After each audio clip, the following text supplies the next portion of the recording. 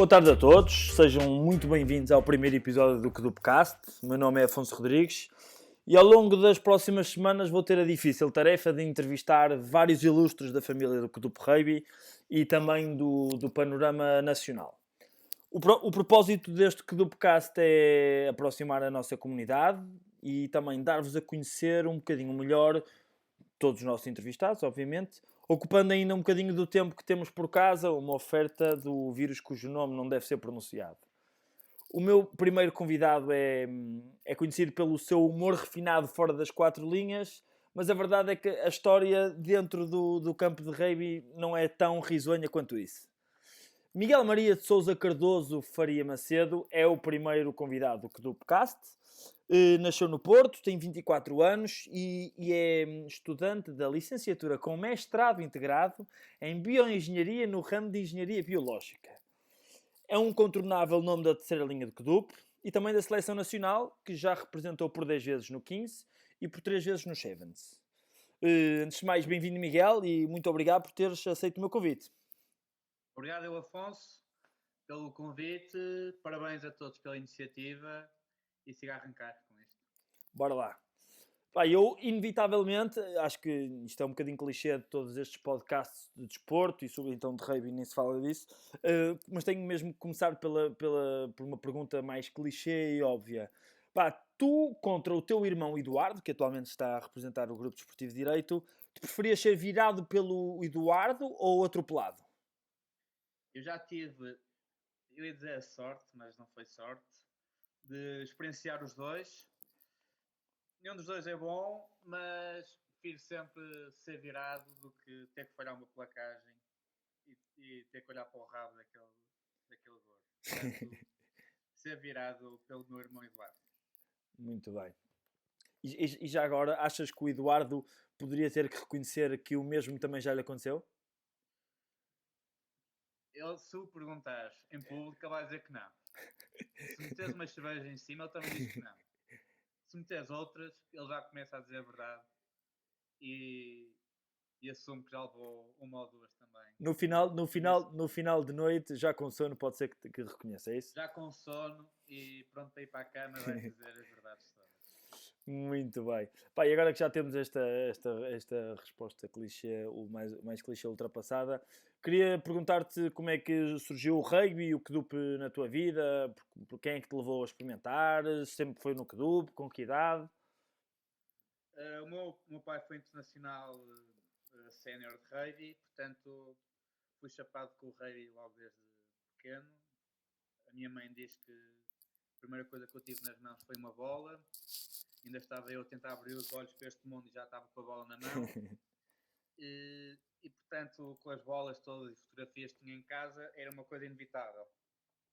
Acabou por ser a minha tia Helena Marrana, a quem agradeço muito que me levou para o rei, a mim e aos meus primos, pegou nos 9 pirralhos, enfiou-os no carro e levou-os a todos para o treino. E desde o primeiro treino diverti-me imenso e desde então que só estou ansioso pelo próximo treino. Essas viagens para o estado universitário nos treinos eram sempre engraçadas, não é? Aliás, muitas vezes a lotação dos carros era ultrapassada, às vezes pelo dobro, não é? Imagina, era na altura uma pessoa quase festejava quando havia trânsito. A viagem era mais longa. Tudo dizia mal, nós até buzinávamos. Era a melhor parte quase. Hoje em dia já não é tão assim, infelizmente. Tu começaste então com que idade? Com 7, não é? Comecei com 7 anos, sim. Muito bem. E quem é que são assim os teus grandes amigos, além dos teus primos, quem é que são assim os teus grandes amigos no rugby, ou que começaram contigo, ou que se juntaram mais tarde e que hoje ainda são teus amigos do rugby, digamos assim? Tenho uma grande parte do meu grupo de amigos hoje em dia conheci-os no rugby, mesmo que já não joguem rugby hoje em dia. Dos que continuam a jogar, tenho que falar de João Bel, que era um parceiro, estávamos sempre juntos. Sempre subimos de escalão, ele também subia comigo. Tive a oportunidade de jogar com ele nos cenas, para mim foi muito importante. E hoje em dia de jogar contra ele, apesar de evitar estar muito à frente dele, posso ficar sem rins. Mas quando o apanho num rec é sempre bom dar um abraço, Carinhoso. aquele abraço mais apertados para matar saudades. O Luís Chiquinho, também tive a sorte de jogar com o Luís Chiquinho desde pequeno e acompanhar a evolução da silhueta dele, desde o formato ovo até o formato pera e hoje em dia o formato barril.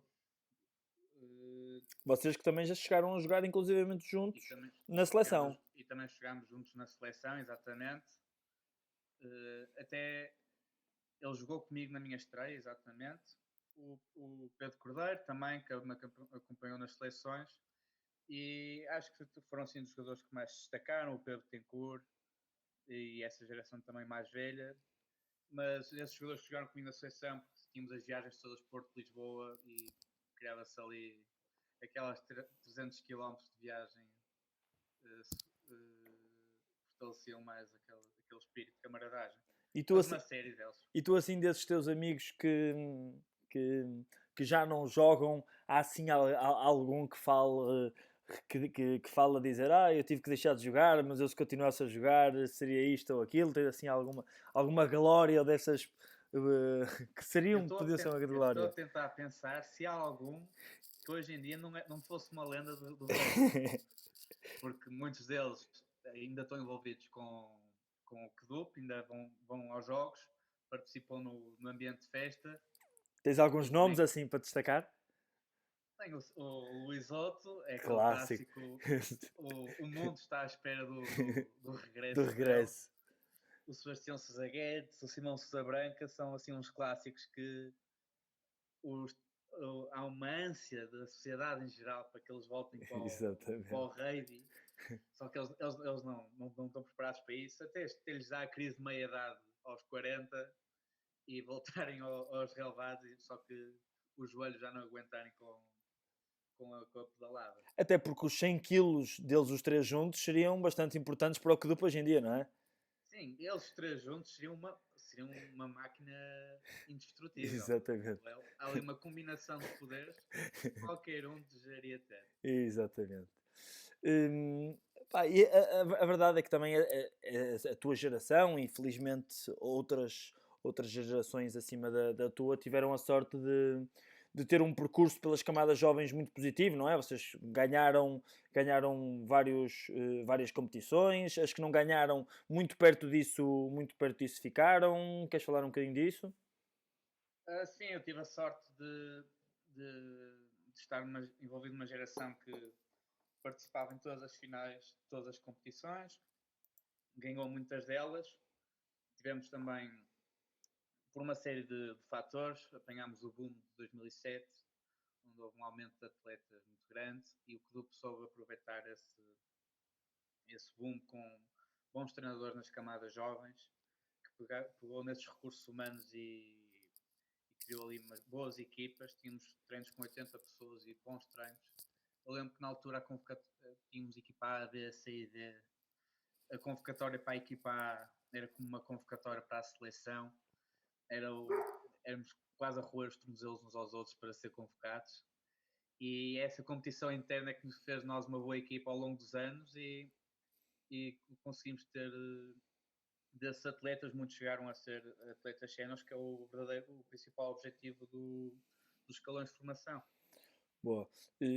Embora esta minha próxima pergunta possa ser vista um bocadinho como pessimista, a ideia é precisamente o oposto. Mas estavas a falar de momentos momentos de ouro que tu passaste e que felizmente, como eu disse, outras gerações tiveram o privilégio de passar por elas.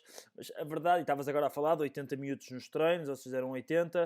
A realidade hoje em dia e nos últimos anos do CDUP tem sido um bocadinho diferente e agora numa fase em que se vislumbra a curto prazo algumas mudanças a nível de infraestruturas. O que é que achas que está a faltar ao KDUP para voltar a essas dinâmicas e a esse nível competitivo? É óbvio que o fator das infraestruturas tem algum peso.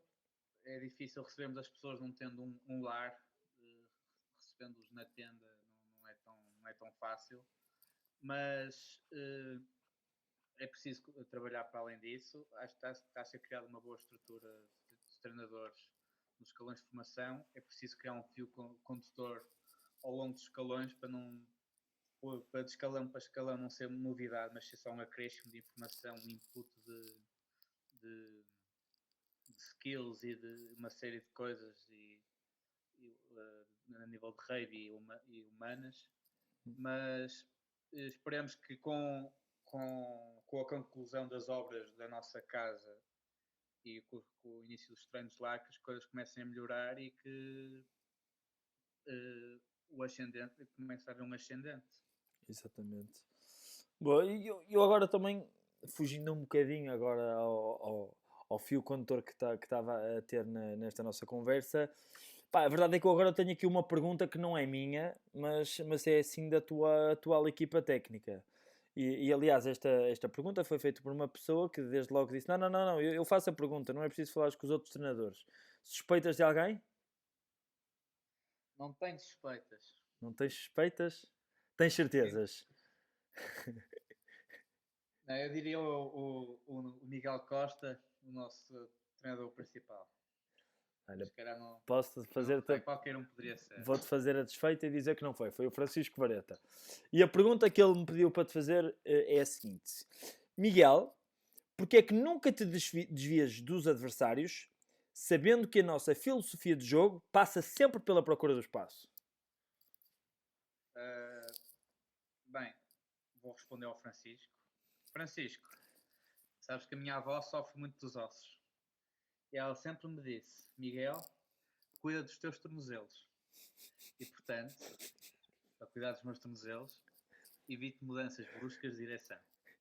Espero que seja respondido. Um abraço, Francisco.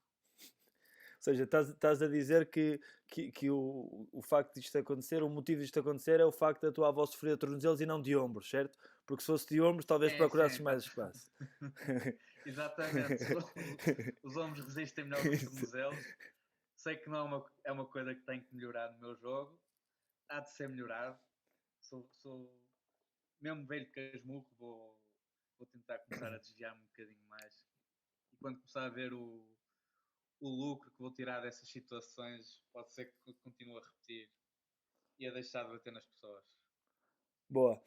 E olha, pegando agora nos tornozelos, quer dizer, salvo seja, mas aproveitando a deixa, a verdade é que nos últimos anos, mas sobretudo esta época, não tem sido uma época fácil para ti, tens-te visto mais uma vez privado de dar o teu importante contributo não só ao CDUP, mas também à Seleção Nacional, por mais uma lesão.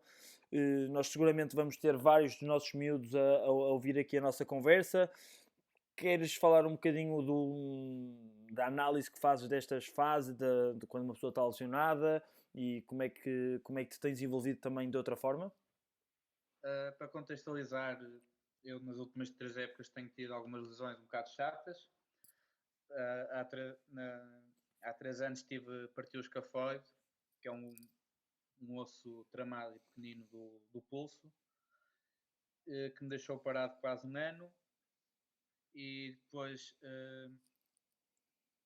na época seguinte, tive alguns problemas musculares, mas nada de grave. Consegui ter uma época decente, mas foi uma época de voltar às rotinas.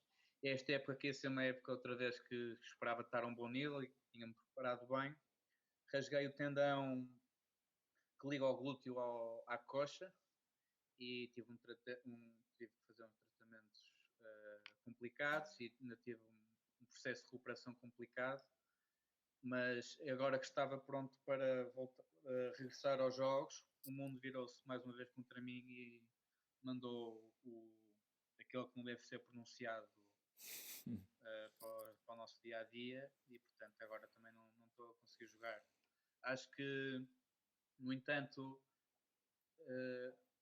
tentei ver estas situações com o copo meio cheio e tentar desenvolver capacidades que tinha mais desfalcadas, antes de mais tentar envolver-me sempre com o CDUP e nunca perder o contacto com o CDUP e treinar principalmente com o nosso preparador físico, a quem agradeço já, o Tagarela, treinar os meus pontos mais desfalcados e melhorar para quando regressar poder regressar melhor do que quando deixei de jogar.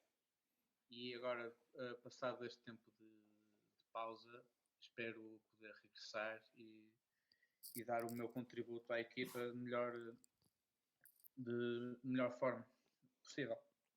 E acho que é isso. A todos os miúdos que tenham tido lesões, têm que perceber que vai ser uma realidade, mas vejam o copo meio cheio, envolvam-se e nunca deem nada por perdido, porque não estamos a voltar a fazer o que gostamos.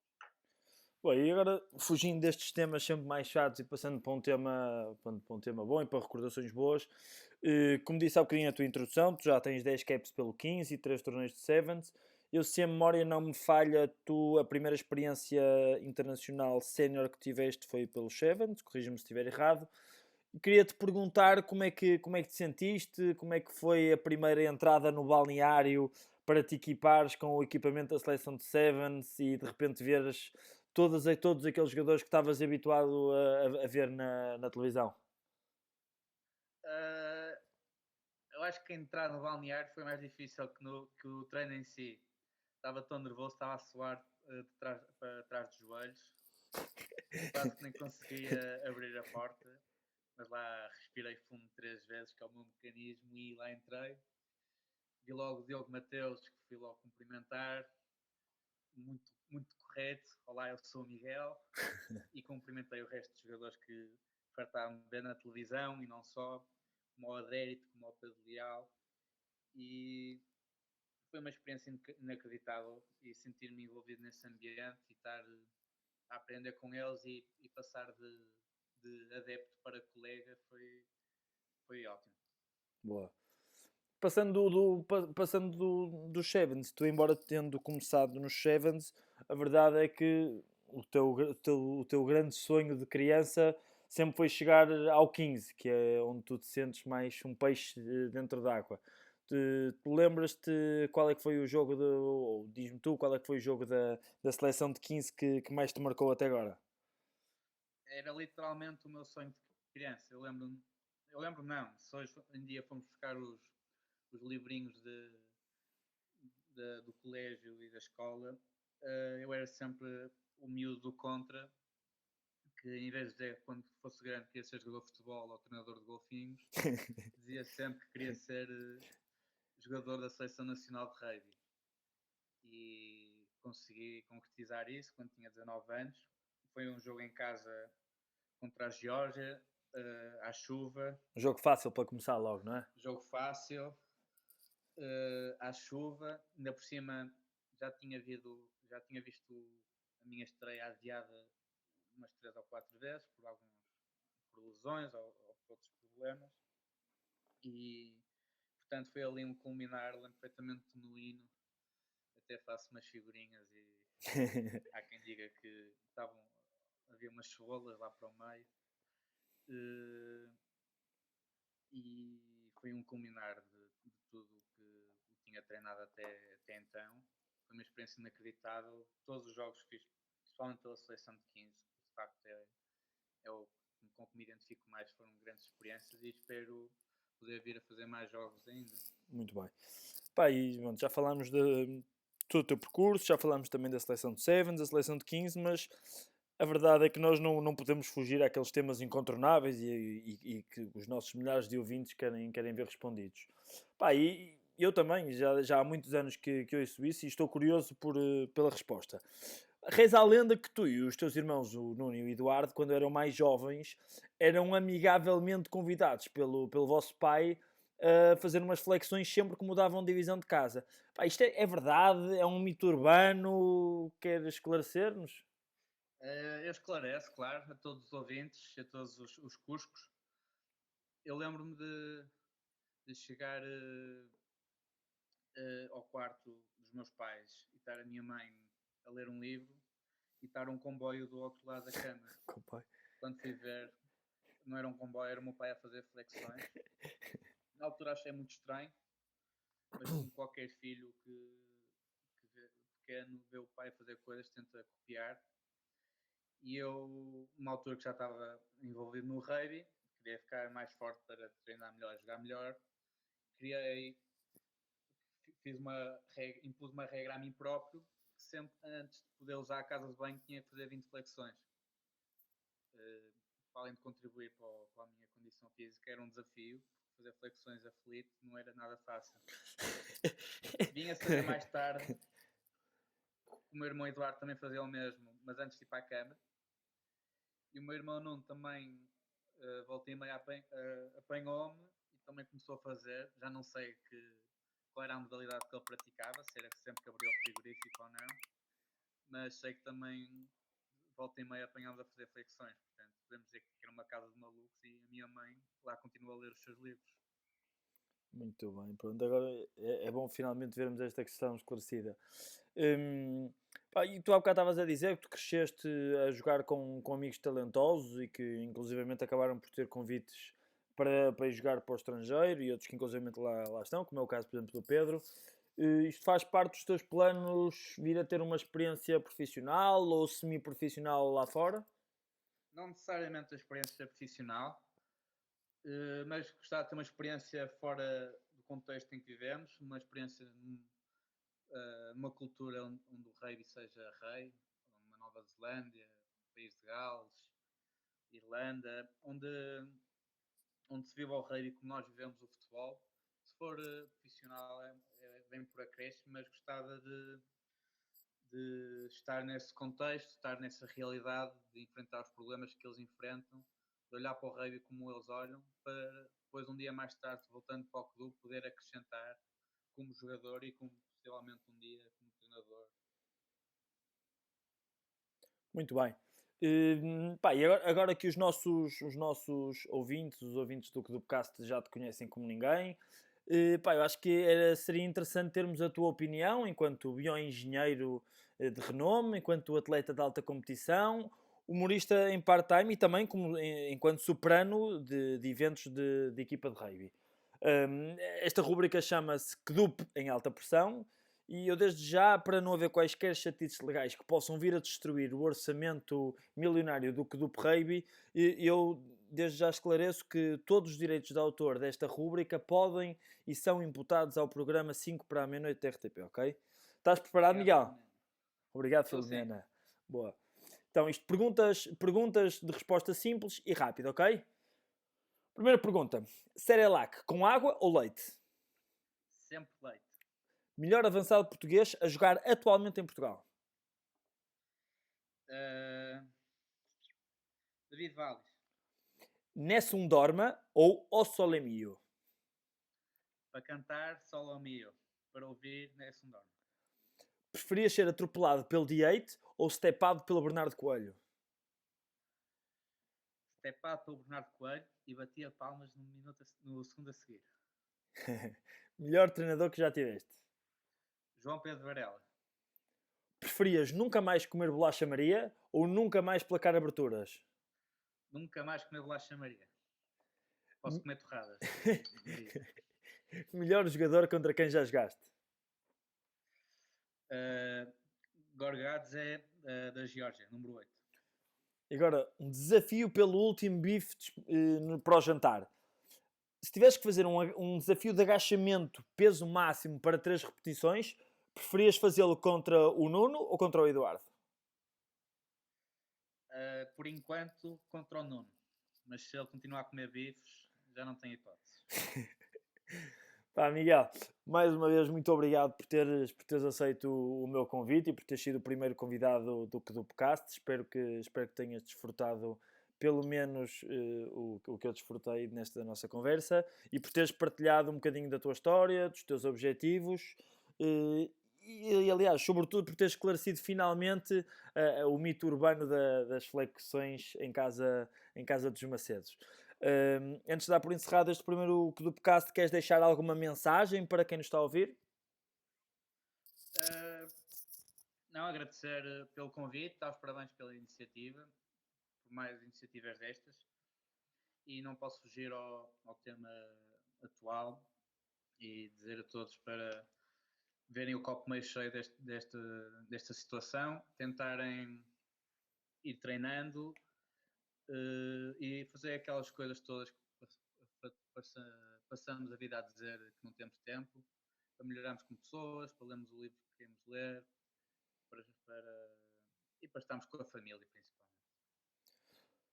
Grande Miguel, mais uma vez muito obrigado e tal como tu disseste, o objetivo deste propósito não passa por aí, aliás, o vírus cujo nome não deve ser mencionado não será seguramente mencionado outra vez no Cdupcast, mas fazemos desde já o apelo para cumprirem todas as diretrizes para ficarmos em casa, ok?